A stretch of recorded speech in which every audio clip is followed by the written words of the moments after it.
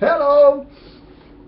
I am Guy from Geekhead, and I am currently reviewing today the second video of today because I'm trying to catch up because I've missed a couple of weeks of doing the reviews. I've just been lazy, I'm sorry.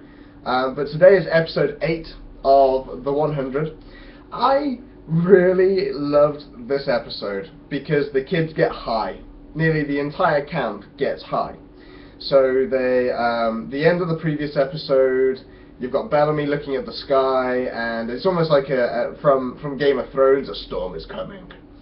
And they're trying to gather all the supplies, and basically the nuts go bad. As we talk, as Octavia keeps on sneaking backwards and forwards with the grounder, who's started to talk finally.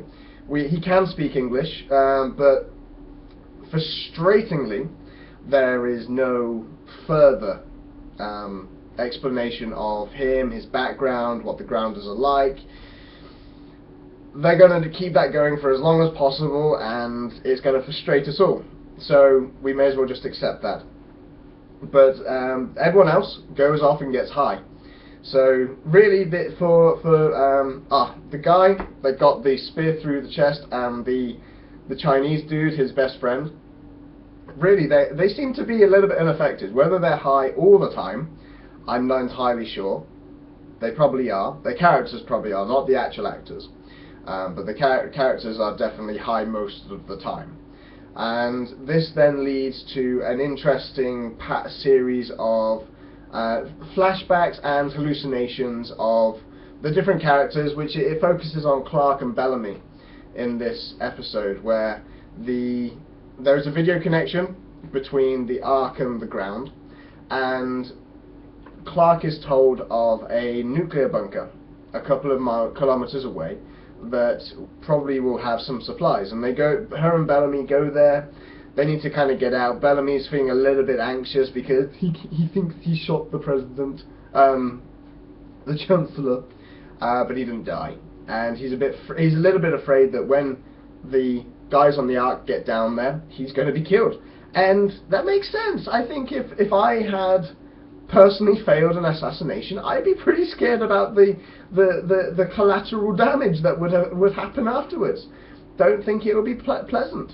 But as they go to the nuclear bunker, we find out that Commander Shumway sends an assassin after Bellamy, and he doesn't get high either. So he's probably watching Clarke and Bellamy for a good couple of hours and probably thinking, what on earth are they on? Why aren't I on it? What on earth is wrong with this? And so he follows them, and Bellamy has to go through a hallucination where he is feeling like he wants to die to atone for the things that he did. Clarke has a vision of her and her father about forgiveness, which was quite nice, until she's knocked out. But the fun part is seeing this gun bend around, and she's got no idea what's going on, and suddenly it's pointing at her face because she's like, oh, bendy gun, look at this, let's look down the nozzle. And luckily she's rendered unconscious before anything serious happens, which is good. But then at the end of the episode, the grounder is released, who is called Lincoln. I was half expecting Octavia to leave with him, to tell you the truth. That was one of the things that I thought of, that she might go with this guy. She's kind of made out with him. She's touched him all over. What I found quite funny, and it was something that my wife and I had a little bit of a giggle about, was how Finn and Raven get a bit cheeky so soon after, I would say, pretty severe surgery. He had a knife almost embedded into his heart, but it seems like within a couple of days he's ready and raring to go and have some cheeky time. Don't know how feasible that is. He might hurt himself. But apparently Raven's not seen him for a long time, and she's all over him like a rash.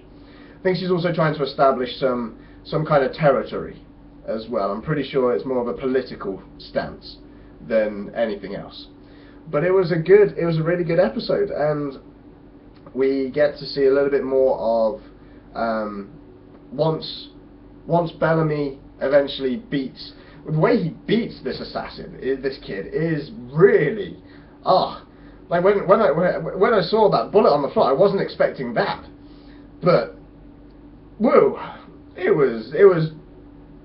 I mean, it makes sense. Makes absolute sense. I won't give it away. If you haven't seen the episode, go watch it, because it shocks me slightly. I think I jumped out of my seat a little bit. Thought I was like, wow! But then, as the assassination has failed, Bellamy goes to Chancellor Jaha and tells him that Shumway has tried to get him assassinated. He's the one behind the assassination attempt on himself.